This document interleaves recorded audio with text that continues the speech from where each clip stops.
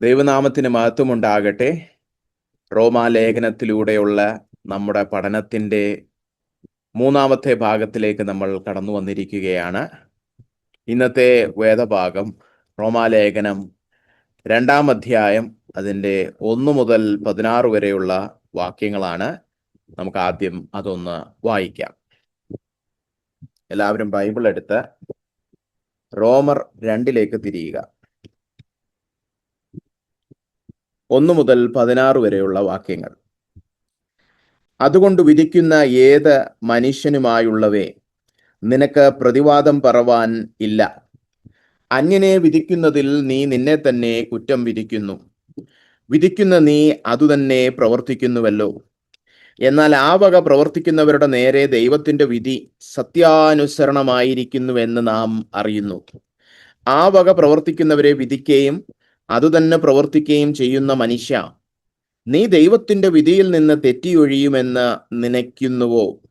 അല്ല, ദൈവത്തിന്റെ ദയ നിന്നെ മാനസാന്തരത്തിലേക്ക് നടത്തുന്നുവെന്നറിയാതെ നീ അവന്റെ ദയ, ക്ഷമ, ദീർഘശാന്തി എന്നിവയുടെ ഐശ്വര്യം നിരസിക്കുന്നുവോ? എന്നാൽ നിന്റെ കാഠിന്യത്താലും അനുതാപമില്ലാത്ത ഹൃദയത്താലും നീ ദൈവത്തിന്റെ നീതിയുള്ള വിധി വെളിപ്പെടുന്ന കോപ ദിവസത്തേക്ക് നിനക്കു തന്നെ കോപം ചരതിച്ചു വെക്കുന്നു. അവൻ ഓരോരുത്തൻ അവനവന്റെ പ്രവർത്തിക്കു തക്ക പകരം ചെയ്യും. നല്ല പ്രവൃത്തിക്ക് വേണ്ടുന്ന സ്ഥിരത പൂണ്ട് തേജസ്സും മാനവും അക്ഷയതയും അന്വേഷിക്കുന്നവർക്ക് നിത്യജീവനും, ശാഠ്യം പൂണ്ട് സത്യമനുസരിക്കാതെ അനീതി അനുസരിക്കുന്നവർക്ക് കോപവും ക്രോധവും കൊടുക്കും. തിന്മ പ്രവർത്തിക്കുന്ന ഏത് മനുഷ്യാത്മാവിനും കഷ്ടവും സങ്കടവും ആദ്യമഹൂതനും പിന്നെ യവനനും വരും. നന്മ പ്രവർത്തിക്കുന്ന ഏവനും മഹത്വവും മാനവും സമാധാനവും ആദ്യമഹൂതനും പിന്നെ യവനനും ലഭിക്കും. ദൈവത്തിന്റെ പക്കൽ മുഖപക്ഷം ഇല്ലല്ലോ. ന്യായപ്രമാണമില്ലാതെ പാപം ചെയ്തവർ ഒക്കെയും ന്യായപ്രമാണം കൂടാതെ നശിച്ചു പോകും. ന്യായപ്രമാണം ഉണ്ടായിട്ട് പാപം ചെയ്തവർ ഒക്കെയും ന്യായപ്രമാണത്താൽ വിധിക്കപ്പെടും. ന്യായപ്രമാണം കേൾക്കുന്നവരല്ല ദൈവസന്നിധിയിൽ നീതിമാന്മാർ, ന്യായപ്രമാണം ആചരിക്കുന്നവരത്രേ നീതീകരിക്കപ്പെടുന്നത്.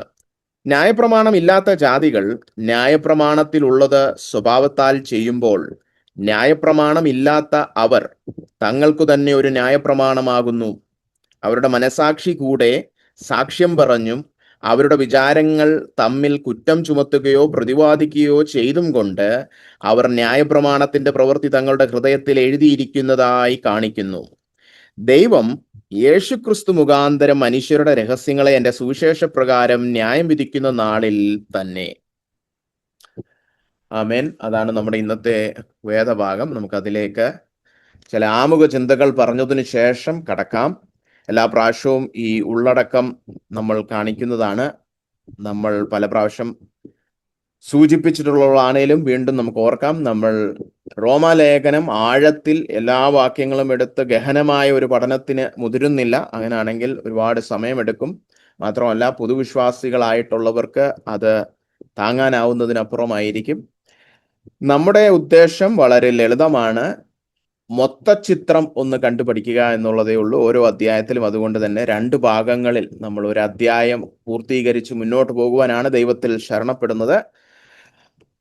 ആമുഖ ചിന്തയായിട്ട് 1-2 കാര്യങ്ങൾ പറഞ്ഞുകൊള്ളട്ടെ. നമ്മൾ ആദ്യം തന്നെ പറഞ്ഞു കഴിഞ്ഞ ഒരു കാര്യമാണ്, ദൈവത്തിന്റെ സുവിശേഷമാണ് റോമാലേഖനത്തിന്റെ വിഷയം. അതിൻ്റെ ഒരു ചിട്ടയായ അവതരണം മറ്റ് ഒരിടത്തും കാണാത്തതുപോലെ പുതിയ നിയമത്തിൽ നമുക്ക് കാണുവാൻ സാധിക്കുന്നത് റോമാലേഖനത്തിലാണ്. സുവിശേഷം എന്ന് പറയുമ്പോൾ ആ വാക്കിന്റെ അർത്ഥം സത്വർത്തമാനം, നല്ലൊരു വാർത്ത എന്നുള്ളതാണ്, അല്ലെ? സുവാർത്ത എന്ന് നമ്മൾ പറയുന്നത്. പക്ഷെ ഈ സുവാർത്ത നമ്മൾ കേൾക്കണമെങ്കിൽ ആദ്യം ഒരു ദുഃഖവാർത്ത കേട്ടെങ്കിലേ പറ്റത്തുള്ളൂ, അല്ലെ? ഇപ്പൊ ഒരു വ്യക്തി എഴുന്നേറ്റ് സാക്ഷ്യം പറയുകയാണ്, എനിക്ക് ക്യാൻസർ രോഗം മാറി എന്ന് പറയുമ്പോൾ അതിനു മുൻപായിട്ട് പുള്ളി ഒരു ദുഃഖവാർത്ത കേൾക്കേണ്ടതായിട്ടുണ്ടായിരുന്നു, തനിക്ക് ക്യാൻസർ ആണെന്ന്, അല്ലെ? എന്ന് പറഞ്ഞതുപോലെ റോമാലേഖനത്തിൽ ഇപ്പോൾ നമ്മൾ ആയിരിക്കുന്നത് ദുഃഖവാർത്ത പഠിപ്പിക്കുന്ന സമയമാണ്. മനുഷ്യർക്ക് രക്ഷിക്കപ്പെടുവാൻ കഴിയുമെന്നുള്ള സുവാർത്തയിലേക്ക് നമ്മൾ കടക്കാൻ പോകുന്നതേ ഉള്ളൂ. പക്ഷെ അതിന് മുന്നോടിയായിട്ട് നമ്മൾ കേൾക്കേണ്ട ഒരു കാര്യമുണ്ട്. മനുഷ്യർ രക്ഷിക്കപ്പെടുവാൻ ആവശ്യകതയുള്ള പാപികളാണ്. അല്ലെ? കഴിഞ്ഞ പഠനത്തിൽ അതാണ് നമ്മൾ കണ്ടത്. സകല മനുഷ്യരും അഭക്തിയും അനീതിയും പ്രവർത്തിച്ച് പാപികളാണ്. അവർ രക്ഷിക്കപ്പെടേണ്ട ആവശ്യകത അവർക്കുണ്ട്. അപ്പോഴേ ഞാൻ പറഞ്ഞായിരുന്നു, ഇതൊരു വലിയ വേദഭാഗമാണ്. 1-ാം അധ്യായത്തിൽ അവസാനിക്കുന്നില്ല. 1:18 മുതൽ 3:20 വരെയും പൗലോസ് തെളിയിക്കുവാൻ ശ്രമിക്കുന്നത് സകല മനുഷ്യരും പാപികളാണ്. അതില് വ്യത്യാസമൊന്നുമില്ല. സകല മനുഷ്യരും ഒരുപോലെ പാപികളാണ്. അവരെല്ലാവരും വരുവാനിരിക്കുന്ന ദൈവക്രോധത്തിൽ നിന്ന് രക്ഷിക്കപ്പെടണമെങ്കിൽ യേശുക്രിസ്തുവിൽ വിശ്വസിച്ച് വിശ്വാസത്താലുള്ളൊരു നീതീകരണം പ്രാപിച്ചെങ്കിൽ മാത്രമേ രക്ഷിക്കപ്പെടുകയുള്ളൂ. അല്ലെ? അപ്പൊ ഇന്നത്തെ നമ്മുടെ വേദഭാഗത്തിലേക്ക് നമ്മൾ കടക്കുമ്പോൾ 2-ാം അധ്യായത്തിന്റെ 1 മുതൽ 16 വരെ നമ്മൾ വായിച്ചു കേട്ട ഈ വേദഭാഗം വായിച്ചപ്പോൾ തന്നെ നിങ്ങൾക്ക് മനസ്സിലായി കാണും, ഇവിടുത്തെ വിഷയം ദൈവത്തിന്റെ വരുവാനിരിക്കുന്ന ന്യായവിധിയെ കുറിച്ചാണ്, ന്യായവിധി ദിവസത്തെ കുറിച്ചാണ്. 1-ാമത്തെ അധ്യായത്തിൽ നമ്മൾ കണ്ടു 18-ാം വാക്യത്തിൽ ദൈവത്തിന്റെ ക്രോധം ഇപ്പോഴേ സ്വർഗത്തിൽ നിന്ന് വെളിപ്പെട്ടു വരുന്നു. അത് പല രീതിയിൽ വെളിപ്പെട്ടു വരുന്നു. ദൈവം നമ്മളെ നിഷ്ഠൂര ഹൃദയത്തിന് ഏൽപ്പിച്ചു കൊടുക്കും, അങ്ങനെയൊക്കെ കണ്ടു. പക്ഷെ ഇനി വരുവാനിരിക്കുന്ന ഒരു ദിവസമുണ്ട്, ഒരു അന്തിമ ന്യായവിധി ദിവസം. അതിനെക്കുറിച്ചാണ് ഈ 1 മുതൽ 16 വരെയുള്ള വേദഭാഗത്തിൽ പ്രതിപാദിക്കുന്നത്. ഇവിടെ നമ്മൾ മനസ്സിലാക്കേണ്ട ഒരു കാര്യം, 1-ാമത്തെ അധ്യായത്തിലെ പൗലോസ് ഇടപെട്ടുകൊണ്ടിരുന്നത് ജാതീയരെയാണ്. ഇനി ഇടപെടാൻ പോകുന്നത് അല്പമൊക്കെ വചനമൊക്കെ അറിയാവുന്നവരെ കുറിച്ചാണ്. അതായത് നമ്മൾ സാധാരണ പറയുന്നത് 1-ാമത്തെ അധ്യായത്തിൽ ലൗകിക പാപികൾ അല്ലെങ്കിൽ ലൗകികരായ മനുഷ്യർ പാപികളാണ്, അവിശ്വാസികൾ പാപികളാണെന്ന് തെളിയിക്കുവാൻ പൗലോസ് ശ്രമിച്ചു. ഇനി അല്പമൊക്കെ മതപരമായ ഭക്തിയുള്ളവർ, നമ്മൾ സാധാരണ പറയുന്ന നല്ലവർ എന്ന് പറയുന്നവരും പാപികളാണെന്ന് പൗലോസ് പഠിപ്പിക്കുവാൻ ശ്രമിക്കുകയാണ്. അതായത് പ്രത്യേകിച്ച് ന്യായപ്രമാണത്തിന്റെ വെളിച്ചത്തിൽ ജീവിക്കുന്ന യഹൂദന്മാരെ കുറിച്ചാണ്. അത് അടുത്ത ഭാഗത്തിൽ നമ്മൾ കാണും. പക്ഷെ ഇന്നത്തെ നമ്മുടെ വിഷയം എന്ന് പറഞ്ഞാൽ അല്പമൊക്കെ മതബോധമുണ്ട്, നന്മ തിന്മകൾ വിവേചിക്കാൻ അറിയാം, നല്ല മനുഷ്യരാണെന്നൊക്കെ നമ്മൾ പറയുന്ന സ്വയനീതി പ്രവർത്തിക്കുന്നവരെയാണ് ഇന്ന് അപ്പോസ്തലൻ പാപികളാണെന്ന് തെളിയിക്കുവാൻ പോകുന്നത്. അവരുടെ ഒരു പ്രത്യേകത, അവർ മറ്റുള്ളവരെയെല്ലാം കുറ്റം വിധിച്ചിട്ട് സ്വയം നീതിമാനാണെന്ന് ധരിച്ചു നടക്കും. ഞാൻ മറ്റുള്ളവരെ പോലൊന്നുമല്ല, ഞാൻ ഈ കഴിഞ്ഞ അധ്യായത്തിൽ നമ്മൾ കണ്ടതുപോലെ ഈ പറഞ്ഞതുപോലത്തെ ലൈംഗിക അശുദ്ധിയിലൊന്നും ജീവിക്കുന്നില്ല. പിന്നെ ഈ താഴോട്ട് പറഞ്ഞിരിക്കുന്ന നമ്മൾ 21 പാപങ്ങളുടെ ഒരു ലിസ്റ്റ് കണ്ടത്, അതിലൊന്നും ഞാൻ നടക്കാറില്ല, ഞാൻ വളരെ മതബോധമുള്ള നീതിമാനാണെന്ന് സ്വയം ചിന്തിക്കുന്ന, അവരുടെ പ്രവൃത്തികളിൽ ആശ്രയിച്ച് ജീവിക്കുന്ന സ്വയനീതിക്കാരെയാണ് ഇന്ന് പൗലോസ് ലക്ഷ്യം വെക്കുന്നത്. അപ്പോൾ അവരെല്ലാവരും, നമ്മളിൽ ചിലരുമായിരിക്കും ആ കൂട്ടം. സകല മനുഷ്യരെ പോലെ എനിക്കും സുവിശേഷത്തിൽ വിശ്വസിച്ച് രക്ഷിക്കപ്പെടേണ്ട ബാധ്യതയുണ്ട്, ഞാനും ഒരു പാപിയാണെന്ന് അവരുടെ മനസാക്ഷി ഉണർന്ന് അവർ കർത്താവിനോട് ഏറ്റുപറയുക എന്നുള്ളതാണ് ഇന്നത്തെ വേദഭാഗത്തിന്റെ ലക്ഷ്യം. അതിന് പൗലോസ് ഉപയോഗിക്കുന്ന വിഷയം എന്താണ്? വരുവാനിരിക്കുന്ന ദൈവത്തിന്റെ ന്യായവിധി. വരുവാനിരിക്കുന്ന ദൈവത്തിന്റെ ന്യായവിധി ദിവസം ഓർത്താൽ ഒരു സ്വയനീതിക്കാരനും ഉണ്ടാവുകയില്ല, അവരെല്ലാം അനുതപിക്കും. അപ്പൊ സ്വയനീതിക്കാരെ ഓർക്കണം. ഞാൻ വലിയ നീതിമാനാണെന്ന് നിഗളിച്ച് നടക്കുന്നവരെല്ലാം ഓർക്കണം. നിങ്ങൾ ഒരിക്കലും ഓർക്കാത്തൊരു വിഷയമുണ്ട്, വരുവാനിരിക്കുന്ന ദൈവത്തിന്റെ ന്യായവിധി ദിവസം. അത് ഓർക്കാത്തത് കൊണ്ടാണ് നിങ്ങൾ സ്വയനീതിയിൽ സന്തോഷിച്ച് നടക്കുന്നത്. അതിനെക്കുറിച്ച് കൂടുതൽ നമുക്ക് മുന്നോട്ട് നീങ്ങുമ്പോൾ പഠിക്കാം. നമ്മുടെ പഠന രീതി എല്ലാ പ്രാവശ്യത്തെ പോലെ ഓർമ്മിപ്പിക്കുകയാണ്. നമ്മൾ ആദ്യം വചനം, അതിന്റെ പശ്ചാത്തലത്തിൽ വിശകലനം ചെയ്തതിന് ശേഷം ഇവിടെ പഠിപ്പിച്ചിരിക്കുന്ന ഉപദേശ സത്യങ്ങൾ നമുക്ക് വിശദീകരിക്കാം. അതിനുശേഷം പ്രായോഗിക തലത്തിലുള്ള ഉപയോഗങ്ങൾ ധ്യാനിക്കാം. വളരെ വേഗത്തിൽ നമുക്ക് 1-ാം വാക്യത്തിലേക്ക് നമ്മുടെ ശ്രദ്ധ തിരിക്കാം. ഈ 1-ാം വാക്യത്തിൽ ശ്രദ്ധ തിരിക്കുമ്പോൾ ഇവിടെ പറഞ്ഞിരിക്കുന്നത് കണ്ടോ, മറ്റുള്ളവരെ വിധിക്കുന്ന മനുഷ്യ, നിങ്ങൾക്ക് പറവാൻ ഒരു പ്രതിവാദവും ഇല്ല. അല്ലെ? നിനക്ക് പ്രതിവാദം പറവാനില്ല. ഈ പ്രതിവാദം എന്നുള്ള വാക്ക് നമ്മൾ ഇതിനു മുമ്പേ കണ്ടിട്ടുണ്ടോ? 1-ാം അധ്യായത്തിന്റെ 20-ാം വാക്യത്തിൽ നമ്മൾ അവിടെ കാണുന്നുണ്ട്, അവർക്ക് പ്രതിവാദം പറയാതിരിക്കേണ്ടതിന് തന്നെ. അവർക്ക് ദൈവം സൃഷ്ടിയിൽ നിന്ന് അല്ലെങ്കിൽ പ്രകൃതിയിൽ നിന്ന് ഒരു വെളിപ്പാട് കൊടുക്കുന്നുണ്ട്, അവർക്ക് ബുദ്ധിക്ക് തെളിവായിട്ടൊരു വെളിപ്പാട് ദൈവം കൊടുക്കുന്നുണ്ട്, എന്നിട്ടും അവർ ആ ഭക്തിയിൽ ജീവിക്കുന്നു. അപ്പോൾ അവർക്ക് പ്രതിവാദം ഒന്നും പറയാനില്ല. ഇവിടെ ഈ പ്രതിവാദം എന്ന് ഉപയോഗിച്ചിരിക്കുന്ന വാക്ക് മലയാളം ബൈബിളില്, പഴയ മലയാളം ബൈബിളില് തിരിച്ചെങ്കിലും എന്തെങ്കിലും പറയാൻ പറ്റുന്ന വാദം എന്നുള്ള അർത്ഥത്തിൽ മാത്രമല്ല, ഒഴിവ് കഴിവൊന്നും പറയാനില്ല എന്നുള്ളതാണ്. ഇംഗ്ലീഷിൽ നമ്മൾ പറയും എക്സ്ക്യൂസ് ഒന്നും പറയാനില്ല, അല്ലെ? ഇൻഎക്സ്ക്യൂസബിൾ ആണ് അവരുടെ ഗിൽട്ട്. ഇംഗ്ലീഷിൽ പറയുകയാണെങ്കിൽ. അതായത് കഴിവൊന്നും പറയാൻ പറ്റത്തില്ല. നിങ്ങൾ പാപികളാണെന്ന് പറയുമ്പോൾ തിരിച്ചു ദൈവത്തോട് പറയാൻ ഒരു വാദവുമില്ല. അവർക്ക് മറ്റുള്ളവരെയൊക്കെ വിധിച്ച് സ്വയനീതിക്കാരനാണെന്ന് ചിന്തിക്കുന്ന നിങ്ങൾക്കും. അപ്പോൾ ഒന്നാമത്തെ അധ്യായത്തിൽ കണ്ടു, സൃഷ്ടിയുടെ വെളിപ്പാടിനെ അവഗണിക്കുന്ന ലൗകിക പാപികൾക്ക് ഒരു പ്രതിവാദവുമില്ല. ഇനിയിപ്പോൾ നമ്മൾ കാണാൻ പോവാണ്, നന്മ തിന്മകൾ വിവേചിക്കുവാൻ അറിയാവുന്ന അല്പമൊക്കെ മതപരമായിട്ടുള്ള മര്യാദ പാപിക്കും ദൈവസന്നിധിയിൽ നീ പാപിയാണെന്ന് പറയുമ്പോൾ തിരിച്ചു പറയാൻ ഒരു പ്രതിവാദവും ഇല്ല. അങ്ങനെ സകല മനുഷ്യരും പാപികളാണെന്ന് പൗലോസ് തെളിയിക്കുകയാണ്. എന്തുകൊണ്ടാണ് ഈ സ്വയനീതിക്കാരൻ ഒരു ഒഴിവുകഴിവുമില്ലാത്തത്? അവിടെ പറഞ്ഞിട്ടുണ്ട്, അന്യനെ വിധിക്കുന്നതിൽ നീ നിന്നെ തന്നെ കുറ്റം വിധിക്കുന്നു, കാരണം വിധിക്കുന്ന നീ അതുതന്നെ പ്രവർത്തിക്കുന്നുവല്ലോ. അല്ലെ? അപ്പൊ ഇവിടെ മറ്റൊരു വ്യക്തി ചെയ്യുന്നത് തെറ്റാണെന്ന് പറയാൻ പാടില്ലെന്നല്ല ഈ പഠിപ്പിക്കുന്നത്. ചിലരുണ്ട് അങ്ങനെ, ഇങ്ങനത്തെ വേദഭാഗങ്ങളൊക്കെ എടുത്തിട്ട് ആരെയും നമ്മൾ വിധിക്കാൻ പാടില്ല. അത് വചനത്തിൽ പറഞ്ഞിരിക്കുന്ന ഒരു കാര്യമല്ല.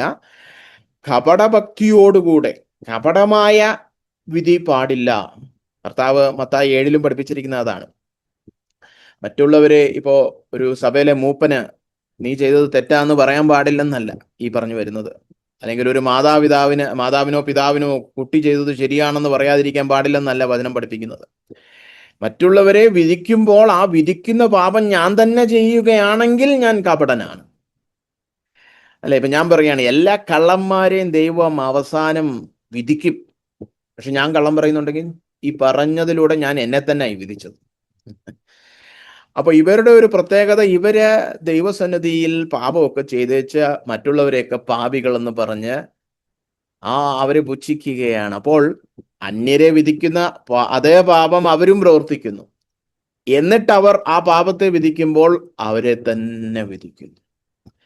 അല്ലെ? എല്ലാരും പാപികളാണപ്പോൾ ആയിരിക്കുമ്പോൾ എന്ത് മര്യാദ പാപി? അല്ലെ? പണ്ട് ഞാനൊരു കഥ കേട്ടിട്ടുണ്ട്. ഒരു പരീക്ഷ 4 പേരെഴുതി, 4 പേരും തോറ്റു. ഒരുത്തന് 0 മാർക്കേ കിട്ടിയുള്ളൂ, വേറൊരുത്തന് 2 മാർക്കേ കിട്ടിയുള്ളൂ. ഈ 2 മാർക്ക് കിട്ടിയവനും 0 മാർക്ക് കിട്ടിയവനും തോറ്റു. പക്ഷെ ഈ 2 മാർക്ക് കിട്ടിയവൻ 0 കിട്ടിയവനെ പുച്ഛിക്കുകയാണ്. എടാ നിനക്ക് 0, അയ്യേ വട്ട 0, നിനക്ക് എത്ര മാർക്ക്? 2. ജയിച്ചോ? ആരും ജയിച്ചില്ല.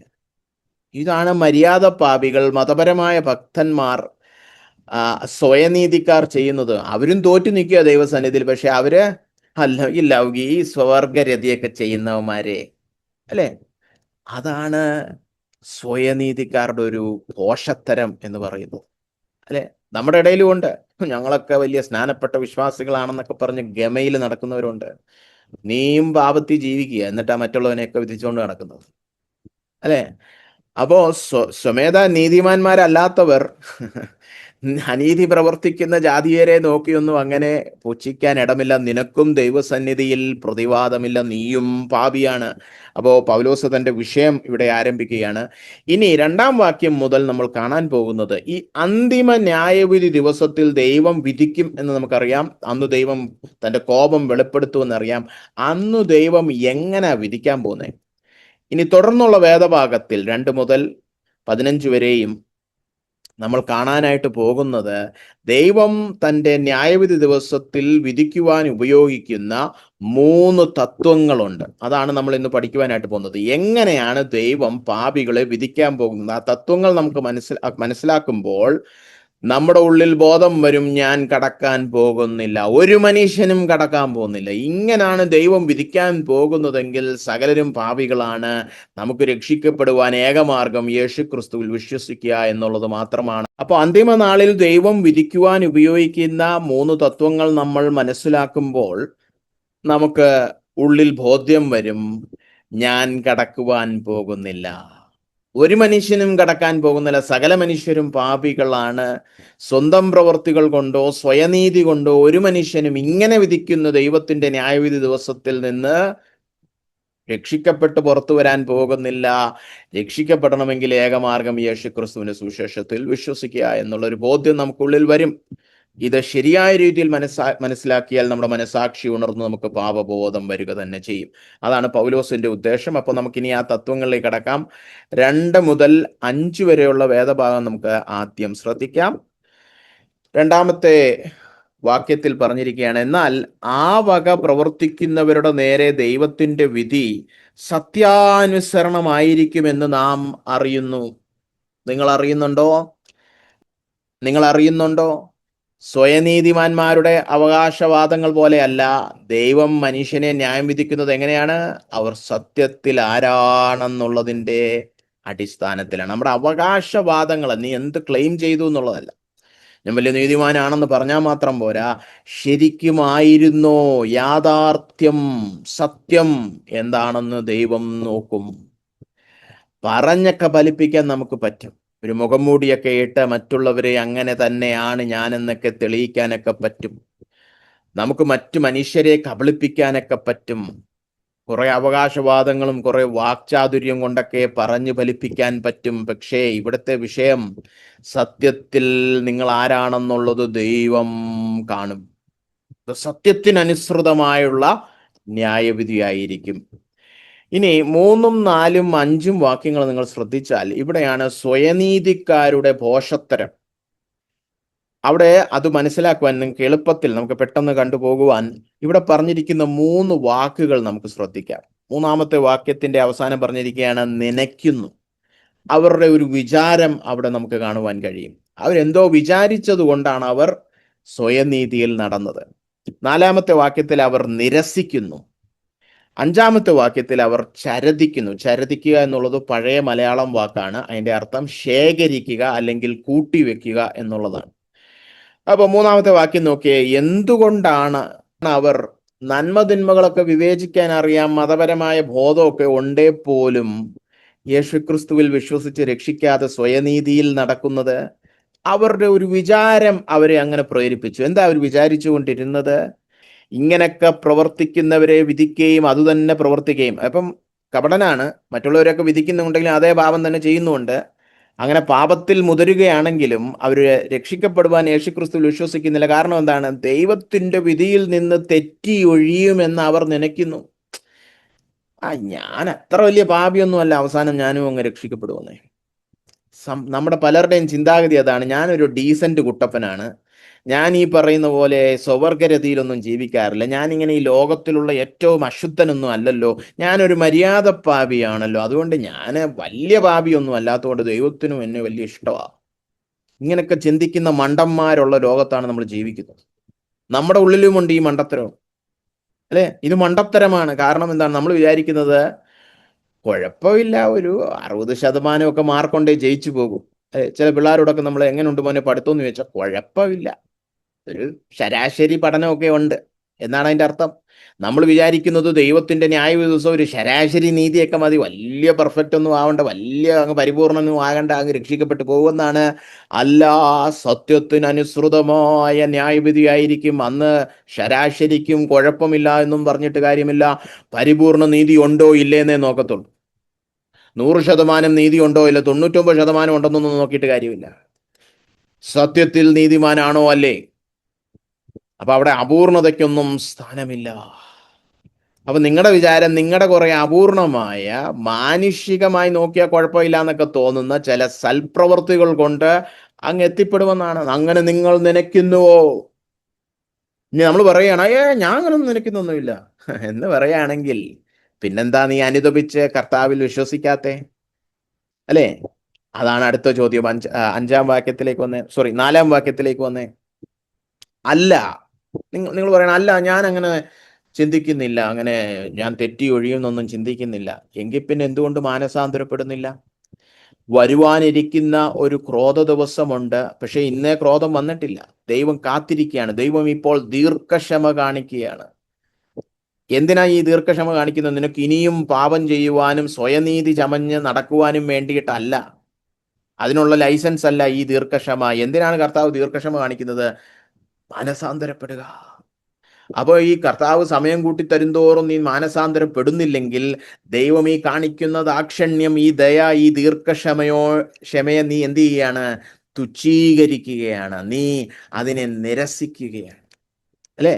കുറച്ചുകൂടെ കാത്തിരിക്കാം, അവൻ മാനസാന്തരപ്പെടുമെന്ന് പറഞ്ഞ് ദൈവം തൻ്റെ മഹാക്രോധ ദിവസം നീട്ടിവെക്കുമ്പോ നമ്മൾ ഈ കിട്ടുന്ന എക്സ്ട്രാ ടൈം എല്ലാം കുറച്ചുകൂടെ പാപം ചെയ്യാം, കുറച്ചുകൂടെ കപടഭക്തനാകാം, കുറച്ചുകൂടെ മറ്റുള്ളവരെയൊക്കെ വിധിക്കാം എന്ന് പറഞ്ഞ് സ്വയനീതി ചമഞ്ഞു നടക്കുവാനാണ് ഈ ദയയും ദാക്ഷിണ്യത്തെ നമ്മൾ മുതലെടുക്കുന്നതെങ്കിൽ, നമ്മൾ അവയെ, അതിന്റെ സമ്പത്തിനെ, അതിന്റെ ഐശ്വര്യത്തെ നമ്മൾ എന്ത് ചെയ്യാണ്? തുച്ഛീകരിക്കുകയാണ്.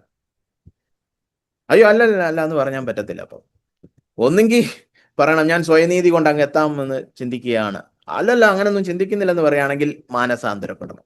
ഇത് രണ്ടുമേ ചെയ്യാൻ പറ്റത്തുള്ളൂ.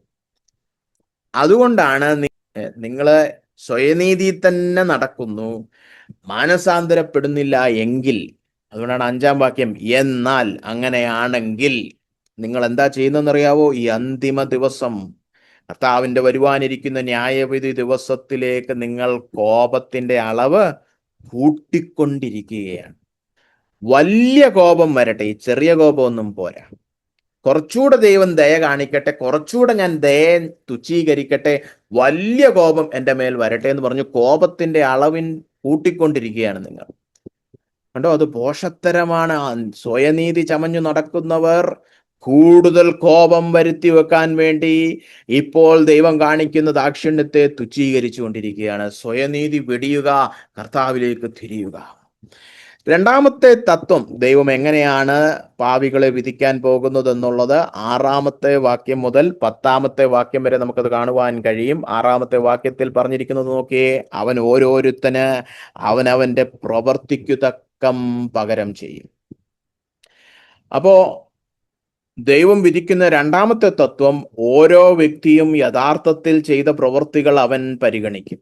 വ്യക്തികൾ ഉദ്ദേശിച്ചതോ പ്രതീക്ഷിച്ചതോ ചെയ്യാൻ ആഗ്രഹിച്ചതോ ആയ കാര്യങ്ങളല്ല അവൻ പരിഗണിക്കുന്നത്. നിങ്ങൾ ശരിക്കും നീതിമാനായിരുന്നോ അല്ലേ? നിങ്ങളുടെ പ്രവൃത്തികൾ നോക്കട്ടെ, അല്ലേ? അത് കഴിഞ്ഞ 7 മുതൽ 10 വരെ ആ തത്വം ഒന്ന് വിശകലനം ചെയ്ത് പറയുകയാണ്. നല്ല പ്രവൃത്തിക്ക് വേണ്ടുന്ന സ്ഥിരത പൂണ്ട് തേജസ്സും മാനവും അക്ഷയതയും അന്വേഷിക്കുന്നവർക്ക് നിത്യജീവനും, അല്ല പകരം ഹൃദയകാഠിന്യത്തിൽ നടക്കുന്ന അനുസരണക്കേടും അനീതിയും പ്രവർത്തിക്കുന്നവർക്ക് കോപവും ക്രോധവും കൊടുക്കും. അപ്പൊ ഈ വേദഭാഗം വായിക്കുമ്പോൾ ഇത് ശരിയായ രീതിയിൽ മനസ്സിലാക്കണം. എന്താണ് പൗലോസ് ഉദ്ദേശിച്ചത്? ശരിക്കും മനുഷ്യൻ പൂർണ്ണമായിട്ട് അനുസരിച്ചിരുന്നെങ്കിൽ അവർക്ക് നിത്യജീവൻ പ്രതിഫലമായി ലഭിക്കും, അല്ലെ? പ്രവർത്തിക്കു തക്കം പകരം ചെയ്യുമെന്ന് പറഞ്ഞാൽ കൂലി കൊടുക്കും എന്നുള്ളൊരു ഭാഷയാണ് ഇവിടെ. കൂലിയുടെ ഭാഷയാണ്, പ്രതിഫലത്തിന്റെ ഭാഷ. ഞാൻ ചെയ്തതിന് തക്കം ദൈവം പകരം ചെയ്യും, അല്ലെ? അപ്പൊ ഇവിടെ നിത്യജീവൻ 7-ന്റെയും 8-ന്റെയും 7ഉം 8ഉം വാക്യങ്ങൾ ചേർത്ത് വായിക്കുമ്പോൾ അവിടെ നിത്യജീവൻ ലഭിക്കും എന്ന് പറഞ്ഞു കഴിഞ്ഞാൽ എങ്ങനെ ലഭിക്കും? പ്രതിഫലമായി ലഭിക്കുന്ന കാര്യമായി പറയുന്നത്. അപ്പൊ മനുഷ്യൻ പൂർണ്ണമായിട്ട് അനുസരിച്ചിരുന്നെങ്കിൽ നിത്യജീവൻ അവന് പ്രതിഫലമായി ലഭിക്കുമായിരുന്നു, കൂലിയായിട്ട് ലഭിക്കുമായിരുന്നു. പക്ഷെ അത് നമുക്കറിയാം, ഒരു മനുഷ്യനും അങ്ങനെ ചെയ്തെടുക്കുവാൻ കഴിയില്ല. അതാണ് പിന്നീടുള്ള വാക്യങ്ങൾ. 3-ാം അധ്യായം 9 മുതൽ 10 വരെയൊക്കെ വായിച്ചാൽ, അല്ലെ തന്നെ 3-ാം അധ്യായം മൊത്തത്തിൽ വായിച്ചാൽ നമുക്കറിയാം, ഒരു മനുഷ്യനും നീതി പ്രവർത്തിക്കുന്നില്ല, സകല മനുഷ്യരും പാപത്തിൽ വീണുപോയി. അതുകൊണ്ട് ഇത് തത്വത്തിൽ ശരിയാണേലും അനുഭവത്തിൽ ഒരു മനുഷ്യനും ഇതുപോലെ പ്രവൃത്തി ചെയ്ത് നിത്യജീവൻ പ്രതിഫലമായിട്ടൊന്നും നേടുവാൻ നമുക്ക് സാധ്യമല്ല. ചിലർ ഈ വാക്യങ്ങളെ പൗലോസ് പ്രവൃത്തിയാലുള്ള ഒരു രക്ഷ പഠിപ്പിക്കുന്നു എന്നും പറഞ്ഞ് വ്യാഖ്യാനം ചെയ്യാറുണ്ട്. അത് തെറ്റാണ്. ഈ വേദഭാഗത്തിൽ എങ്ങനെ രക്ഷിക്കപ്പെടണമെന്നല്ല പൗലോസ് പഠിപ്പിക്കുന്നത്. എല്ലാ മനുഷ്യരും നഷ്ടപ്പെട്ടവരും പാപികളാണെന്നും തെളിയിക്കാൻ വേണ്ടിയിട്ട്, ഇതായിരുന്നു നമ്മൾ ചെയ്യേണ്ടിയിരുന്നത് പക്ഷെ നമ്മളാരും ചെയ്യുന്നില്ല എന്ന് തെളിയിക്കാൻ വേണ്ടിയിട്ടാണ് ഈ തത്വം പറയുന്നത്. മനുഷ്യൻ ശരിക്കും പരിപൂർണമായിട്ട് അനുസരിക്കേണ്ട ഒരു സൃഷ്ടിയാണ്. അങ്ങനെ അനുസരിച്ചിരുന്നെങ്കിൽ അവന് നിത്യജീവൻ ലഭിക്കുമായിരുന്നു. പക്ഷെ അങ്ങനെ ആരും പ്രവർത്തിക്കുന്നില്ല. അതുകൊണ്ടാണ് നമ്മൾ സുവിശേഷം പ്രസ്താവിക്കുന്നത്. എന്താ സുവിശേഷം പറയുന്നത്? നിത്യജീവൻ പ്രതിഫലമായിട്ട് തരാമെന്നല്ല സുവിശേഷം പറയുന്നത്, നിത്യജീവൻ ദാനമായി നൽകാം. നിങ്ങളുടെ പ്രവൃത്തികൾ കൊണ്ട് നിങ്ങൾ ആകാമെന്നല്ല സുവിശേഷം പറയുന്നത്, നിങ്ങൾക്ക് ദാനമായിട്ട്, കടമായിട്ട്, കൃപയാൽ ഒരു നീതി തരാമെന്നുള്ളതാണ്. പക്ഷേ ദൈവം പ്രതീക്ഷിച്ചത് നമ്മൾ പ്രവൃത്തി ചെയ്യുന്നു, പക്ഷെ പ്രവൃത്തി ചെയ്യാൻ നമുക്ക് കഴിയില്ല, കാരണം നമ്മൾ വീണുപോയ പാപികളാണ്, അല്ലെ? പക്ഷെ അന്ത്യനാളിൽ വിധിക്കുന്നത് ഈ പ്രവൃത്തി നോക്കിയായിരിക്കും. ആരെ? അവിശ്വാസികളെ വിധിക്കും. നിങ്ങൾ നീതിമാന്മാരല്ലല്ലോ എന്ന് തെളിയിക്കുന്നത് ദാണ്ട് നിങ്ങളുടെ ഈ 21 പാപങ്ങളൊക്കെ നമ്മൾ കഴിഞ്ഞ പ്രാവശ്യം കണ്ടല്ലോ, ഇതെല്ലാം കൂടെ അങ്ങ് വെച്ച് തെളിയിച്ചു കൊടുക്കും.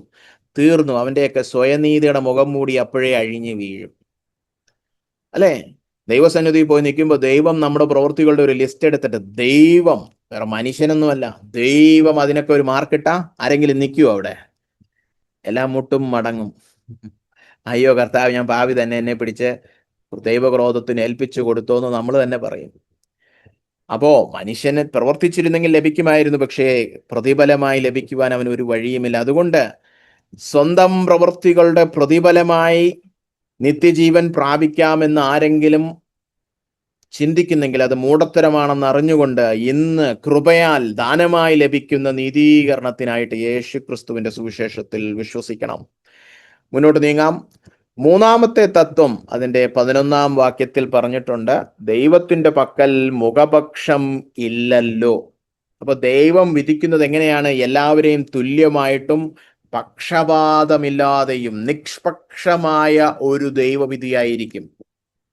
ഇവിടെ പറഞ്ഞു വരുന്നത് എന്താണ് ഈ നിഷ്പക്ഷത എന്ന് ചോദിച്ചു കഴിഞ്ഞാൽ, പ്രത്യേകിച്ച് യഹൂദനും ജാതീയനും എന്നുള്ള വകഭേദത്തെ മനസ്സിൽ കണ്ടുകൊണ്ട് പൗലോസ് പറയുകയാണ്, ന്യായപ്രമാണം ഇല്ലാത്തവരും ന്യായപ്രമാണം ഉള്ളവരും. അത് അതിന്റെ 12-ാം വാക്യം ഒന്ന് നോക്കിയാൽ നിങ്ങൾക്ക് മനസ്സിലാവും.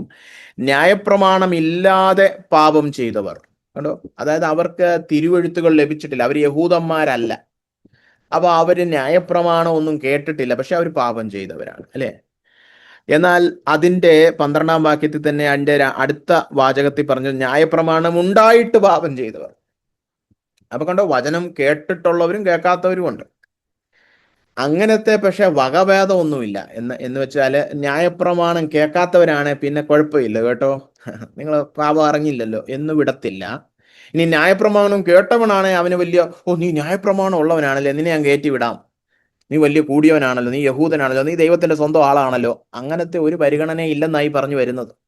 ന്യായപ്രമാണം ഉള്ളവനായാലും ഇല്ലാത്തവനായാലും തുല്യമായിട്ട് പക്ഷപാതമില്ലാതെ ദൈവം വിധിക്കും. പക്ഷെ അങ്ങനെ ദൈവത്തിന് എങ്ങനെ വിധിക്കാൻ പറ്റും എന്നുള്ളതാണ് ഒരു ചോദ്യം. അതാണ് ഇവിടെ പൗലോസ് പഠിപ്പിക്കാൻ ശ്രമിക്കുന്നത്. അത് 13-ാം വാക്യം ശ്രദ്ധിച്ചാൽ നമുക്ക് ആദ്യം ന്യായപ്രമാണം ഉണ്ടായിട്ട് പാപം ചെയ്തവരെ കുറിച്ച് ചിന്തിക്കാം, അല്ലെ? ന്യായപ്രമാണത്തിൽ നിന്ന് ശരിയും തെറ്റും അറിയുന്നത് കൊണ്ട് മാത്രം ആരും ദൈവസന്നിധിയിൽ നീതിമാനാകുന്നില്ല. നീ ന്യായപ്രമാണം ലഭിച്ച യഹൂദനാണല്ലേ, നിന്റെ കയ്യിൽ തിരുവെഴുത്തുണ്ടല്ലേ, നീ പള്ളിയിൽ പോകാറുണ്ടല്ലേ, എന്നാ പിന്നെ കുഴപ്പമില്ല കേട്ടോ എന്ന് കർത്താവ് പറയത്തില്ല. ഇതൊക്കെ പ്രവർത്തിച്ചിട്ടുണ്ടോ, ഇതൊക്കെ നിന്റെ ജീവിതത്തിലുണ്ടോ എന്നായിരിക്കും കർത്താവ് നോക്കുന്നത്. അപ്പൊ ന്യായപ്രമാണം പൂർണ്ണമായി അനുസരിച്ചാൽ മാത്രമേ അവർ ദൈവം മുമ്പാകെ നീതീകരിക്കപ്പെടുകയുള്ളൂ. പക്ഷെ നമുക്കറിയാം, ഒരു മനുഷ്യനും പൂർണ്ണമായിട്ട് അനുസരിക്കാൻ കഴിയുകയില്ല. അതുകൊണ്ട് യഹൂദനും യേശു ക്രിസ്തുവിൽ വിശ്വസിക്കണം. പ്രവർത്തിച്ചാലേ നീതിമാൻ ആകാൻ കഴിയുള്ളൂ സാധാരണ രീതിയിൽ. പക്ഷെ പറ്റത്തില്ല, നമുക്കാർക്കും പ്രവർത്തിക്കാൻ കഴിയത്തില്ല, അല്ലേ? അപ്പൊ സ്വന്തം പ്രവർത്തികളാൽ ഇത്രയും പൂർണ്ണമായ ഒരു നീതി നടപ്പാക്കാൻ കഴിയാത്തതിനാൽ ന്യായപ്രമാണം ഉണ്ടായിട്ട് പാപം ചെയ്തവർ, അത് യഹൂദൻ മാത്രമല്ല, ജനിച്ചപ്പോൾ മുതൽ ബൈബിള് കിട്ടിയ ക്രിസ്തീയ സമൂഹത്തിൽ വളർന്നവരും എന്ത് ചെയ്യണം? രക്ഷിക്കപ്പെടണം, യേശുക്രിസ്തുവിൽ വിശ്വസിക്കണം. ഇല്ലെങ്കിൽ ഈ കേട്ട അതേ വചനം വെച്ചിട്ട് ദൈവം ശിക്ഷാവിധി നടപ്പാക്കും. അത് മനസ്സിലാക്കണം. 14-ാം 15-ാം വാക്യത്തിൽ നീ ന്യായപ്രമാണം ഇല്ലാതെ പാപം ചെയ്ത ജാതീയരുടെ കാര്യമാണ്. അവരെ അപ്പൊ എന്തു വെച്ചിട്ട് വിധിക്കും? അവർക്ക് ന്യായപ്രമാണം ഒന്നും ലഭിച്ചിട്ടില്ല. അപ്പൊ അവരുടെ നീതി ബോധത്തിന്റെ മാനദണ്ഡമായിട്ട് എന്തെടുക്കാം? അവിടെയാണ് പൗലോസ് പഠിപ്പിക്കുന്നത്, എല്ലാ മനുഷ്യരുടെയും ഹൃദയത്തിൽ ദൈവം ഒരു നിയമം എഴുതി വെച്ചിട്ടുണ്ട്, അല്ലെ? അതാണ് മനസാക്ഷി നമ്മളെ ഓർമ്മപ്പെടുത്തുന്നത്, അല്ലെ? ഇപ്പൊ നമ്മൾ നോക്കിയാല് ഏറ്റവും പരിഷ്കാരം ഒന്നും വരാത്ത ഒരു ഗോത്രവർഗത്തിന്റെ ഇടയിൽ പോയാലും അവിടെയും അവർ മലയുടെ മണ്ടയിൽ പോയി പ്രാർത്ഥിക്കും. അവർക്കറിയാം ഒരു ദൈവം ഉണ്ടെന്ന്. അവരോട് ആരും പറഞ്ഞില്ല, അവർക്കൊരു തിരുവെഴുത്തും കിട്ടിയില്ല, ഒരു വെളിപ്പാടും കിട്ടിയിട്ടൊന്നുമല്ല. അവർക്കറിയാം, ഉള്ളിന്റെ ഉള്ളിൽ സകല മനുഷ്യനും അറിയാം, അല്ലെ? നിരീശ്വരവാദികളായ ഗോത്രവർഗമൊന്നും ഒരിടത്തും കണ്ടെത്തിയിട്ടില്ല. എല്ലാ മനുഷ്യനും അറിയാം. അല്ലാതെ അത് വിദ്യാഭ്യാസം കൊണ്ടുവന്നതൊന്നുമല്ല, സമൂഹം പഠിപ്പിച്ചു തന്നതല്ല ദൈവം ഉണ്ടെന്നുള്ളത്. ഇനി ദൈവബോധം മാത്രമല്ല, മറ്റു മനുഷ്യരോട് എങ്ങനെ ഇടപെടണം എന്നുള്ള കാര്യത്തിൽ ഇപ്പൊ നിങ്ങൾ നോക്കിയേ, ലോകത്തുള്ള ഏത് സമൂഹം വേണേ എടുത്തോ, കൊലപാതകം പാപം തന്നെ എല്ലാരും പറയുന്നത്. അതാര് പഠിപ്പിച്ചു? എവിടുന്ന് വന്നു ആ ബോധ്യം? ഉള്ളിന്റെ ഉള്ളിൽ ദൈവം ന്യായപ്രമാണത്തിന്റെ തത്വത്തിൽ ന്യായപ്രമാണം ഇവരുടെ ഉള്ളിൽ എഴുതി കൊടുത്തിട്ടുണ്ട്. അപ്പോ അത് മനസാക്ഷി ഓർമ്മപ്പെടുത്തും. അല്ലെ? അവരുടെ വിചാരങ്ങൾ, അവരുടെ പ്രവൃത്തികൾ നല്ലതെന്നോ തെറ്റെന്നോ അവരെ ഓർമ്മപ്പെടുത്തും. അതാണ് അവിടെ പറഞ്ഞത്. ചില പ്രവൃത്തികൾ കുറ്റം ആരോപിക്കും, ചില പ്രവൃത്തികൾ അവർക്ക് പ്രതിവാദം ഒഴിവുകഴിവ് എന്നുള്ള അർത്ഥത്തിൽ വേണം ആ 14 വാക്യം നമ്മൾ വായിക്കാൻ, അല്ലെ? ന്യായപ്രമാണം ഇല്ലാത്ത ജാതികൾ ന്യായപ്രമാണത്തിലുള്ളത് സ്വഭാവത്താൽ ചെയ്യുമ്പോൾ, അവരുടെ സ്വഭാവത്തിൽ നിന്ന്, അവരുടെ ഹൃദയത്തിൽ എഴുതപ്പെട്ട ന്യായപ്രമാണത്താൽ ചെയ്യുമ്പോൾ അവർക്കൊരു ന്യായപ്രമാണം ഉണ്ട് താനും. 15 വാക്യം, അവരുടെ മനസാക്ഷി കൂടെ സാക്ഷ്യം പറയും. ഇത് ചെയ്തത് ശരിയാണ്, അല്ലെ? ഇത് ചെയ്തത് തെറ്റാണെന്ന് സാക്ഷ്യം പറയും, അല്ലെ? അവരുടെ വിചാരങ്ങൾ തമ്മിൽ കുറ്റം ചുമത്തുകയോ പ്രതിവാദിക്കുകയോ ചെയ്യും. ഒന്നുകിൽ മനസാക്ഷി പറയും കുറ്റം, അല്ലെ പറയും കുഴപ്പമില്ല, ഒഴിവ്, ഇത് ശരിയാ നീ ചെയ്തത്, അല്ലെ? പ്രതിവാദം പറയും. അങ്ങനെ അവർക്ക് തെറ്റും ശരിയും ഒക്കെ അറിയാൻ ദൈവം തന്നെ അവരുടെ ഉള്ളിൽ ഒരു ന്യായപ്രമാണം എഴുതിയിട്ടുണ്ട്. ആ വെളിച്ചത്തിന്റെ അറിവിൽ നിന്ന് അവർ നടന്നോ ഇല്ലേന്ന് ദൈവം അവരെ വിധിക്കും. അപ്പൊ ഇവിടെ ഒരു ചോദ്യം വരും, അങ്ങനെയാണെങ്കിൽ അങ്ങനെ മനസാക്ഷിക്കനുസരിച്ച് ജീവിച്ചാൽ അങ്ങ് രക്ഷിക്കപ്പെടാമല്ലോ. സുവിശേഷം കേട്ടിട്ടില്ലാത്ത, നമ്മൾ ചിലരൊക്കെ ചോദിക്കും, ആഫ്രിക്കയിലെ വനാന്തര ഭാഗത്ത് സുവിശേഷം കേട്ടിട്ടില്ലാത്തൊരു നല്ല മനുഷ്യനുണ്ടായിരുന്നു, പുള്ളി മരിച്ചു, പുള്ളി രക്ഷിക്കപ്പെടുവോ? ഇവിടെ പറഞ്ഞിരിക്കുന്നത് രക്ഷിക്കപ്പെടുവെന്നല്ല, ഏത് മാനദണ്ഡം വെച്ച് അവരെ ന്യായം വിധിക്കുമെന്നുള്ളതാണ്. അവൻ ന്യായവിധി ദിവസം രക്ഷിക്കപ്പെടുമെന്നല്ല ഇവിടെ പറഞ്ഞിരിക്കുന്നത്. രക്ഷിക്കപ്പെടാനുള്ള മാർഗമല്ല പറഞ്ഞിരിക്കുന്നത്. കാരണം ന്യായപ്രമാണത്തിന്റെ വെളിച്ചത്തിലായാലും മനസാക്ഷിയുടെ വെളിച്ചത്തിലായാലും ഒരു മനുഷ്യനും ദൈവം വെളിപ്പെടുത്തുന്ന ന്യായത്തോട്, നീതിയോട് വിശ്വസ്തത പുലർത്തി അനുസരിച്ച് നീതിമാന്മാരാകുന്നില്ല. ഒരു മനുഷ്യനും നീതി പ്രവർത്തിക്കുവാൻ കഴിയാത്തവണ്ണം അവൻ പാപിയാണെന്നാണ് ഈ പറഞ്ഞു വരുന്നത്, അല്ലെ? അതുകൊണ്ട് രക്ഷിക്കപ്പെടാനുള്ള മാർഗമല്ല ഇവിടെ പറഞ്ഞു തരുന്നത്. ഏത് മാനദണ്ഡം വെച്ച് ദൈവം വിധിക്കും? വചനം കിട്ടിയിട്ടില്ലാത്ത ഈ പറഞ്ഞ വനാന്തര ഭാഗത്തുള്ള മനുഷ്യനെയും ദൈവം വിധിക്കും, അവന്റെ ഹൃദയത്തിൽ ദൈവം കൊടുത്ത ന്യായപ്രമാണത്തിന്റെ വെളിച്ചത്തിൽ, അല്ലെ?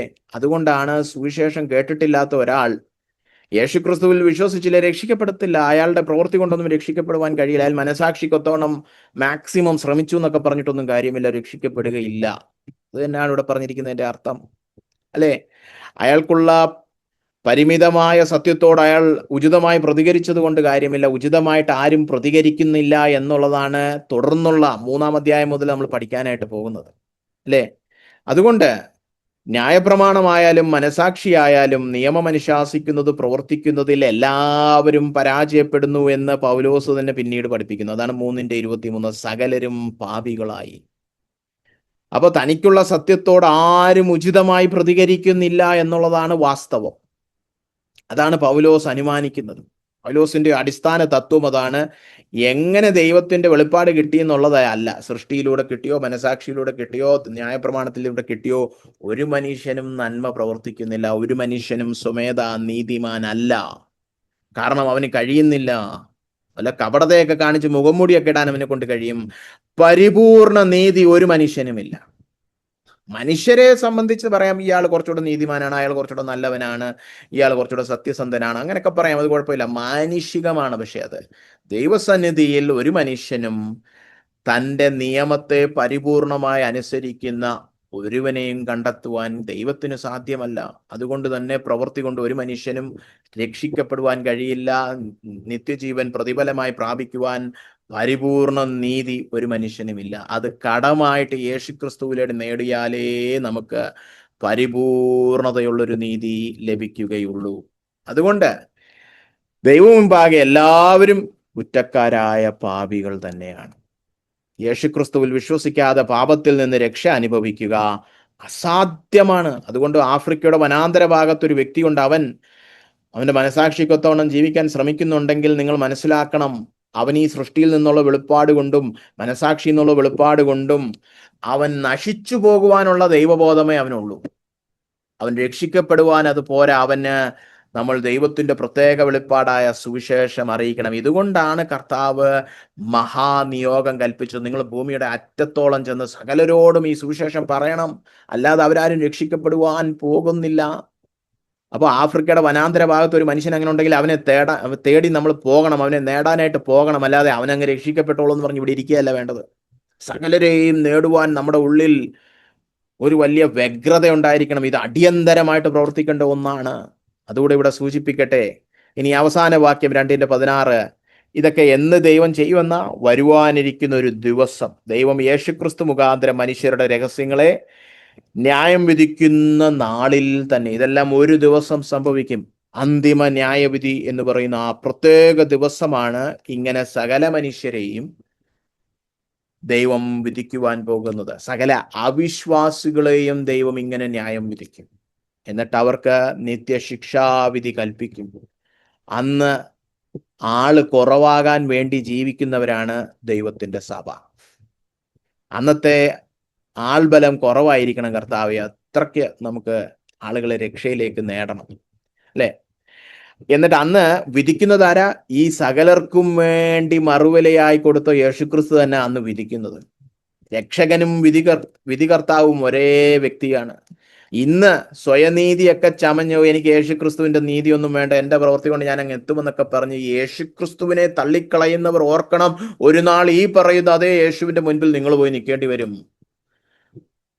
യേശുവിനെ തള്ളിപ്പറഞ്ഞിട്ട് പോയി യേശുവിന്റെ മുൻപിൽ നിങ്ങളുടെ നിത്യതയെ സംബന്ധിക്കുന്ന വിധി കേൾക്കാനായിട്ട് കാത്തുകെട്ടി നിൽക്കേണ്ടി വരും.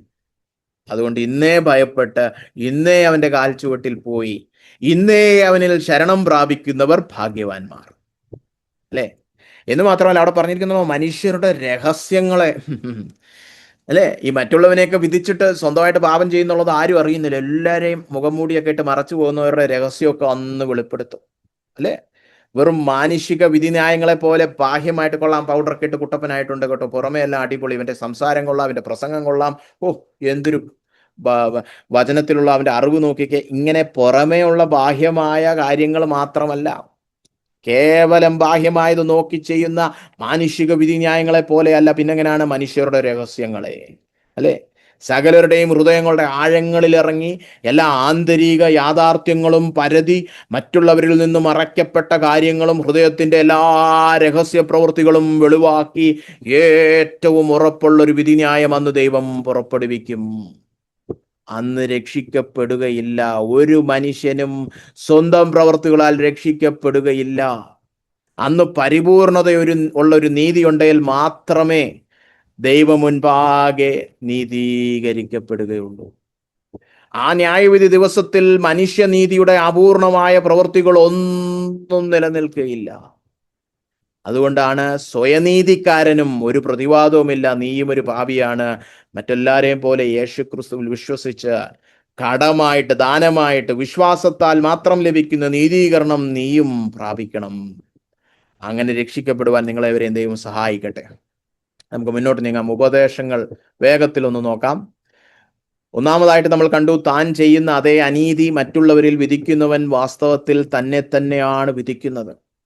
കപടമായിട്ട് വിധിക്കരുത്, ബാഹ്യമായ കാര്യങ്ങൾ വെച്ച് മാത്രം വിധിക്കരുത്. യോഹന്നാനിൽ 7-ാം അധ്യായമാണെന്ന് തോന്നുന്നു, കർത്താവ് പറയുന്നുണ്ട്, നിങ്ങൾ സത്യത്തിൽ നീതിയോടെ വിധിക്കണം, അല്ലാതെ ബാഹ്യമായ രൂപം നോക്കി മാത്രം വിധിക്കരുത്. പിന്നെ മത്തായി 7 പറഞ്ഞിട്ടുണ്ട്, നിങ്ങൾ കപടമായിട്ട് വിധിക്കരുത്. നിങ്ങൾ പാപം ചെയ്തേച്ച് അതേ പാപം ചെയ്യുന്ന വേറുള്ളവരെ കടുത്ത ശിക്ഷാവിധി ഏൽപ്പിക്കരുത്, അല്ലെ? നന്മതിന്മകൾ പറഞ്ഞു കൊടുക്കണം. മറ്റൊരു വ്യക്തി തെറ്റുകയാണെങ്കിൽ അത് പോയി സ്നേഹത്തിൽ പറഞ്ഞു മനസ്സിലാക്കി അയാളെ ഗുണീകരിക്കണം. പക്ഷേ സ്വന്തമായിട്ട് ചെയ്യുന്ന അനീതി വേറുള്ളവൻ ചെയ്യുമ്പോൾ നമ്മൾ വിധിക്കുകയാണെങ്കിൽ നമ്മൾ നമ്മളെ തന്നെയായി വിധിക്കുന്നത്, അല്ലേ? രണ്ടാമതായിട്ട് നമ്മൾ കണ്ടു, ദൈവം നിഷ്പക്ഷതയോടെയും ന്യായമായും സകല മനുഷ്യരുടെയും പ്രവൃത്തികൾക്കൊത്തവണ്ണം, അവിടാണ് 3 തത്വങ്ങൾ കിടക്കുന്നത്. അങ്ങനെ ദൈവം എന്ത് ചെയ്യും? സകലരെയും വിധിക്കും. അപ്പോൾ പരിപൂർണതയുള്ളൊരു നീതി ഉണ്ടെങ്കിൽ മാത്രമേ ഈ വരുവാനിരിക്കുന്ന ശിക്ഷാവിധിയിൽ നിന്ന് ആർക്കും രക്ഷിക്കപ്പെടുവാൻ കഴിയൂ, അല്ലെ? നമ്മൾ കഴിഞ്ഞ പ്രാവശ്യം പറഞ്ഞതാണ്, എന്തുകൊണ്ട് രക്ഷിക്കപ്പെടണമെന്ന് ചോദിച്ചാൽ എന്തിൽ നിന്ന് രക്ഷിക്കപ്പെടണമെന്ന് നമ്മൾ ചിന്തിക്കേണ്ടി വരും. എന്തിൽ നിന്ന് നമ്മൾ രക്ഷിക്കപ്പെടണം? വരുവാനിരിക്കുന്ന ദൈവക്രോധം. എന്താ വരുവാനിരിക്കുന്ന ദൈവക്രോധം ഇത്ര ഭയങ്കരം? കാരണം ദൈവം നീതിയോടെ നിഷ്പക്ഷതയോടെ ന്യായമായിട്ട് സകലരുടെയും പ്രവൃത്തികൾക്കൊത്തവണ്ണം പകരം ചെയ്യുന്ന രീതിയിലാണ് ന്യായവിധി ദിവസം നടത്താൻ പോകുന്നത്. അതുകൊണ്ട് പരിപൂർണതയുള്ളൊരു നീതി ഇല്ലെങ്കിൽ ദൈവക്രോധത്തിന്റെ അടിയിൽ പോവുക തന്നെ ചെയ്യും. അതാണ് രക്ഷിക്കപ്പെടുവാനുള്ള ആവശ്യകത തെളിയിക്കുന്നത്, അല്ലെ? അതുകൊണ്ട് രക്ഷിക്കപ്പെടണമെങ്കിൽ പരിപൂർണ നീതി വേണം. അത് പ്രവൃത്തികളാൽ ലഭിക്കുന്നതല്ല. അതാണ് അടുത്ത പോയിന്റ്. സ്വന്തം പ്രവൃത്തികളുടെ അപൂർണമായ നീതിയോടെ ദൈവത്തിന്റെ ഈ ന്യായവിധിയെ അതിജീവിക്കാമെന്ന വ്യാജ പ്രത്യാശ സ്വീകരിക്കുന്നവരെല്ലാം അന്നേ ദിവസം കടുത്ത നിരാശരാകും. അപ്പോൾ നിങ്ങൾ നിങ്ങളുടെ സ്വന്തം പ്രവൃത്തികളുടെ നീതിയിലാണോ ആശ്രയിക്കുന്നത്, അതോ കടമായിട്ട് ദൈവത്തിൻ്റെ സുവിശേഷത്തിലൂടെ യേശുക്രിസ്തുവിൻ്റെ പരിപൂർണ നീതി ലഭിക്കുമെന്നുള്ള അതിലാണോ ആശ്രയിക്കുന്നത്? വിശ്വസിക്കുന്നവർക്ക് നീതീകരണം ലഭിക്കും, ഇപ്പോൾ തന്നെ നിങ്ങൾക്ക് പരിപൂർണ നീതി കടമായിട്ട് കർത്താവിലൂടെ ലഭിക്കുമെന്നുള്ളതിൽ അതിലാശ്രയിച്ചാണോ വരുവാനിരിക്കുന്ന ദൈവക്രോധം ഞാൻ അതിജീവിക്കുമെന്ന് വിശ്വസിക്കുന്നത്? അതോ പ്രവൃത്തികളൊക്കെ ചെയ്ത് കുഴപ്പമില്ല, ഞാനൊരു മര്യാദ പാപിയാണ്, അല്ലെങ്കിൽ ഞാനൊരു മര്യാദ ബിലീവറാണ്, വിശ്വാസിയാണ് എന്നൊക്കെ വിശ്വസിക്കുന്നവരുണ്ട്. കഴിഞ്ഞ പ്രാവശ്യവും ഒന്നാമത്തെ പ്രാവശ്യവും ഞാൻ പറഞ്ഞതാണ്, രക്ഷിക്കപ്പെടുന്നതിന് മുൻപുള്ള സ്വന്തം പ്രവൃത്തികളാകട്ടെ, ഇപ്പോൾ പരിശുദ്ധാത്മാവിന്റെ നിറവ് കാരണം നമ്മൾ പ്രവർത്തിക്കുന്ന നീതി പ്രവർത്തികളാകട്ടെ, ഇതൊന്നും പരിപൂർണമല്ല. അതുകൊണ്ട് തന്നെ ഇതിലൊന്നും അടിസ്ഥാനമാക്കിയല്ല വരുവാനിരിക്കുന്ന ന്യായവിധി ദിവസത്തിൽ നമ്മൾ രക്ഷിക്കപ്പെടുന്നത്. ചിലരുടെ വിചാരം ആദ്യം രക്ഷിക്കപ്പെടുന്നത് ദൈവത്തിന്റെ നീതി കടമായിട്ട് ലഭിക്കുന്നു, പിന്നെ അവസാനത്തെ രക്ഷ പ്രവൃത്തികളാൽ ആണ്. അത് ഗലാത്യ സഭയുടെ മണ്ടത്തരം. ആ അബദ്ധത്തിൽ നമ്മൾ ചെന്നുപെടരുത്. ഞാൻ ഇന്നായാലും എന്നായാലും അന്നായാലും ദൈവസന്നിധിയിൽ രക്ഷിക്കപ്പെട്ടവനായിട്ട് എണ്ണപ്പെടുന്നതിൻ്റെ മൂലകാരണം ഒന്നു തന്നെയാണ്, യേശുക്രിസ്തുവിലൂടെ ലഭിക്കുന്ന സൗജന്യ രക്ഷ, യേശുക്രിസ്തുവിലൂടെ കടമായിട്ട് ലഭിക്കുന്ന നീതി. ആ പരിപൂർണ നീതി എനിക്ക് വേണം എങ്കിൽ കർത്താവിൽ വിശ്വസിക്കണം, അല്ലേ?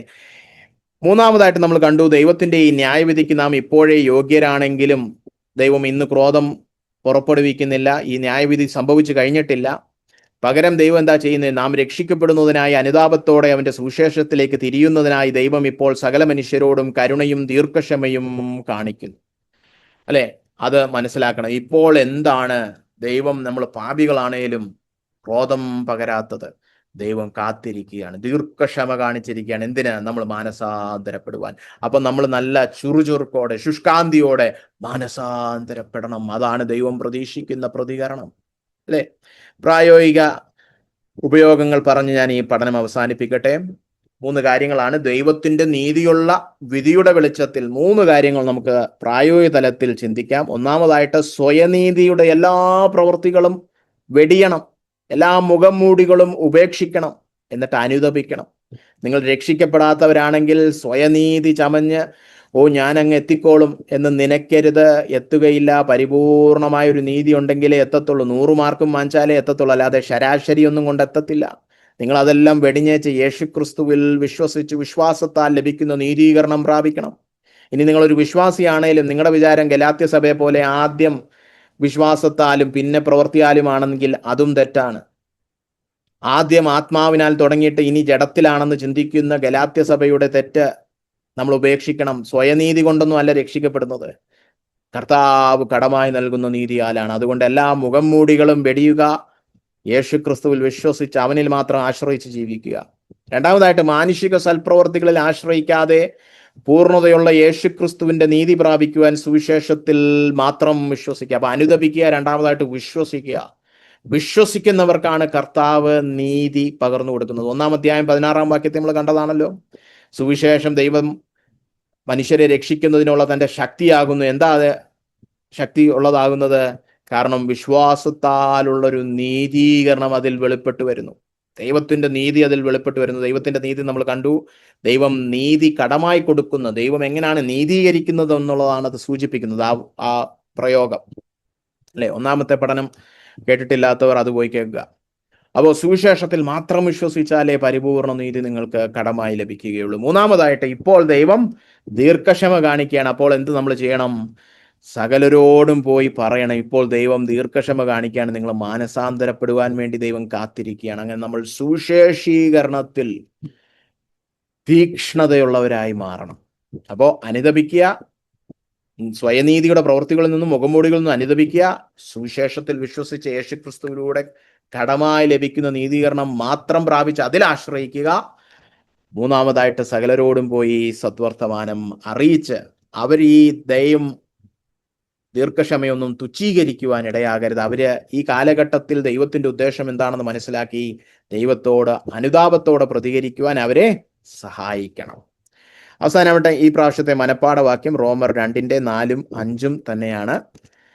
സമകാലിക ഭാഷാ ബൈബിളിൽ നിന്നും സമകാലിക ബൈബിളിൽ നിന്നും ഒക്കെ കടമെടുത്ത് നിങ്ങൾക്ക് മനസ്സിലാക്കുവാനും കാണാപഠിക്കാൻ എളുപ്പമായ രീതിയിലും ഈ ചരദിക്കുക എന്നുള്ള വാക്കൊക്കെ മാറ്റി കുറച്ചുകൂടെ നമുക്ക് എളുപ്പം മനസ്സിലാക്കാവുന്ന ഭാഷയൊക്കെ ചേർത്താണ് ഞാനിവിടെ ഈ വാക്യം പറഞ്ഞിരിക്കുന്നത്. നമുക്ക് ഒന്ന് വായിക്കാം. റോമർ 2:4-5. ദൈവത്തിന്റെ ദയ നിന്നെ മാനസാന്തരത്തിലേക്ക് നയിക്കുന്നതിനാണെന്ന് തിരിച്ചറിയാതെ നീ അവിടുത്തെ സമൃദ്ധമായ ദയയും സഹിഷ്ണുതയും ദീർഘക്ഷമയും നിരസിക്കുന്നുവോ? എന്നാൽ നിന്റെ ശാഠ്യത്താലും അനുതാപമില്ലാത്ത ഹൃദയത്താലും നീ ദൈവത്തിന്റെ നീതിയുള്ള വിധി വെളിപ്പെടുന്ന കോപദിവസത്തേക്ക് നിനക്കു തന്നെ ദൈവക്രോധം ശേഖരിച്ചു വെക്കുകയാണ്. ഈ വാക്യം കാണാപഠിക്കാം. ഈ പ്രാവശ്യത്തെ വചനധ്യാനം സകലർക്കും ഒരു അനുഗ്രഹമായെന്ന് പ്രതീക്ഷിക്കുന്നു. നമ്മുടെയൊക്കെ മനസാക്ഷി ഉണർന്ന് കർത്താവിലേക്ക് തിരിയുവാൻ ഇടയാകട്ടെ എന്ന് ഞാൻ പ്രാർത്ഥിക്കുന്നു. ഒരു നിമിഷം നമുക്ക് കണ്ണുകൾ അടച്ച് ദൈവത്തോട് പ്രാർത്ഥനയാൽ പ്രതികരിക്കാം.